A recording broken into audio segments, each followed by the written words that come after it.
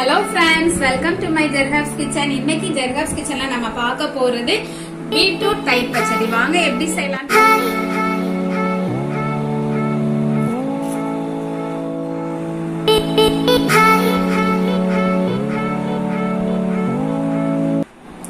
Beetroot தயிர் பச்சடி செய்ய போறோம். அதுக்கு ஒரு சில இன்கிரீடியன்ஸ்லாம் நம்ம அரைச்சுக்கணும். அதை நான் முதல்ல என்னென்னு சொல்லிடுறேன். ஒரு முறி தேங்காய் இந்த மாதிரி எடுத்திருக்கேன். நான் ஃபுல்லா ஒரு அரை முறி தேங்காவை ஃபுல்லா எடுத்துக்கோங்க. அப்புறமா ஒரு ஸ்பூன் கிட்ட சீரகம், ஒரு அரை ஸ்பூன் கிட்ட கடுகு, அப்புறம் காரத்துக்கு தகுந்த மாதிரி நான் ஒரு 5 பச்சை மிளகாய் போட்டிருக்கேன். அப்புறம் ஒரு சின்ன துண்டு இஞ்சி, கொஞ்சமா கருவேப்பிலை. இது எல்லாத்தையும் நல்லா நம்ம இந்த அளவுக்கு நம்ம மையா தண்ணி விட்டு அரைச்சிட்டு வந்துடணும். இந்த டிஷ்ஷுக்கு வந்து 2 இந்த மாதிரி பீட்ரூட் 2 எடுத்திருக்கேன் இந்த சைஸ்ல. அதை இந்த மாதிரி பெருசு பெருசா கட் பண்ணி குக்கர்ல வச்சுட்டு, குக்கர்ல வந்து நம்ம வேக வைக்கிறதுக்கு அரை டம்ளர் தண்ணி விட்டீங்கன்னா போதும். ஏன்னா இந்த பீட்ரூட்டே வேகும் போது அதுல இருந்து தண்ணி வரும். அதனால நிறைய தண்ணி விட வேணாம். 5 விசில் மீடியம் ஃபிளேம்ல வச்சு எடுத்திருக்கேன். பாருங்க, வேக வச்சு எடுத்து வந்துட்டு இப்படி கையை வச்சாவே நல்லா மசிஞ்சு போகுது இல்லையா? இந்த அளவுக்கு நம்ம பாயில் பண்ண கொஞ்சமா சால்ட் போட்டிருக்கேன்.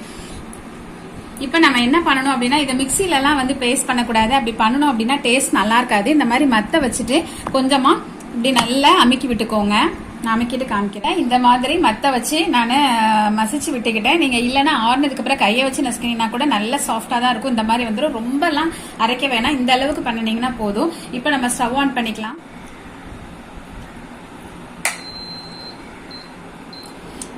ஸ்டவ் ஆன் பண்ணி ஒரு பாத்திரம் வச்சிருக்கேன். அதுல நம்ம இந்த மசிச்சு வச்சிருக்கிற பீட்ரூட்டை போட்டுக்கலாம்.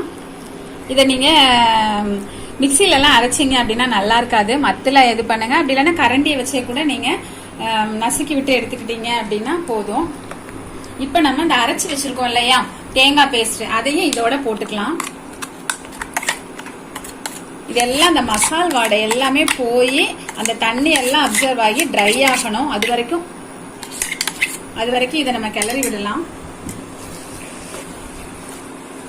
இந்த மசாலுக்கு தேவையான அளவு போட்டுக்கலாம். நம்ம ஏற்கனவே பீட்ரூட்ல கொஞ்சமா போட்டு வேக வச்சிருக்கோம். அதனால மசாலால போட்டாதான் கொஞ்சம் டேஸ்ட் நல்லா எடுத்து கொடுக்கும். அதுக்காக கொஞ்சம் போட்டுக்கிறோம். இது நல்லா ட்ரை ஆகணும். அதோட மசால் வாடை எல்லாம் போகணும். அதுக்கப்புறமா தான் நம்ம 1 கப் தயிரை இதுல நம்ம ஆட் பண்ண போறோம். மசால் வாடெல்லாம் போய் நல்லா ட்ரை ஆயிடுச்சு. இந்த ஸ்டேஜ்ல நம்ம ஸ்டவ்வை சிம்ல வச்சுக்கலாம். வச்சுட்டு 1 கப் தயிர் எடுத்து வச்சிருக்கேன். ரொம்ப புளிக்க வேணாம் தயிர். இதை வந்து நம்ம அதுல ஆட் பண்ணிடலாம். ரொம்ப கொதிக்க விட்டீங்க அப்படின்னா தரைஞ்சிரும். அது மட்டும் இல்ல, ஓரளவு வந்து தயிரை நல்லா ஸ்பூன் இட்டு அடிச்சுட்டு ஊத்துங்க. மோராவும் இருக்கக்கூடாது, தயிர் மாதிரி கட்டி கட்டியாவும் இருக்கக்கூடாது. அடிச்சுட்டு ஊத்தணும் அப்படின்னா கொஞ்சம் நல்லா இருக்கும். இப்ப லைட்டா ஒரு கொதி வந்துருச்சு பாருங்க. இப்ப நம்ம ஸ்டவ் ஆஃப் பண்ணிட்டு தாளிக்க வேண்டியதான். இப்ப நம்ம ஸ்டவ் ஆன் பண்ணி ஒரு பாத்திரம் வச்சிருக்கோம். இந்த ரெசிபி வந்து தேங்காய் எண்ணெயில செஞ்சாதான் நல்லா இருக்கும். 1 ஸ்பூன் தேங்காய் எண்ணெய் விட்டுக்கலாம். கொஞ்சமா கடுகு முழுந்தும் கலந்து போடுறேன்.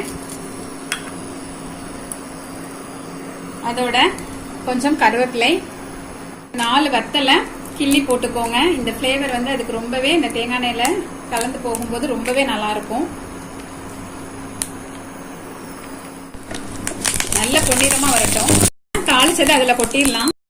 நல்ல ஒரு சுவையை கூட்டி தர்றதுக்காக கொஞ்சமா நம்ம வெல்லம் ஆட் பண்றோம்.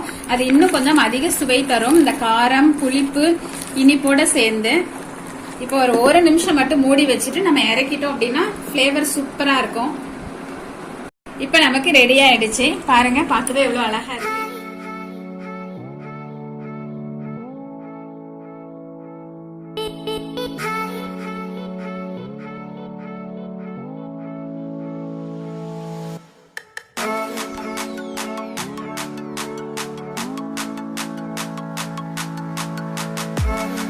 சூப்பரா பீட்ரூட் தயிர் பச்சடி ரெடி ஆயிடுச்சு. கண்டிப்பா இதை நீங்க வீட்டுல ட்ரை பண்ணி பாருங்க. ரொம்பவே டேஸ்டியா இருக்கும். நீங்க நினைக்கலாம் இதோட ஸ்வீட் டேஸ்ட் கடைசியா ஸ்வீட் போடுறாங்களேன்னு. கண்டிப்பா இல்ல. இது நீங்க செஞ்சு பாருங்க. ரொம்ப அருமையா இருக்கும். உங்களுக்கு பிடிக்கும். ஃப்ரெண்ட்ஸுக்கு மறக்காம ஷேர் பண்ணுங்க. இந்த மாதிரி வித்தியாசமான ரெசிபிஸ் வேணும்னா மறக்காம சேனலை சப்ஸ்கிரைப் பண்ணுங்க. Okay, bye friends.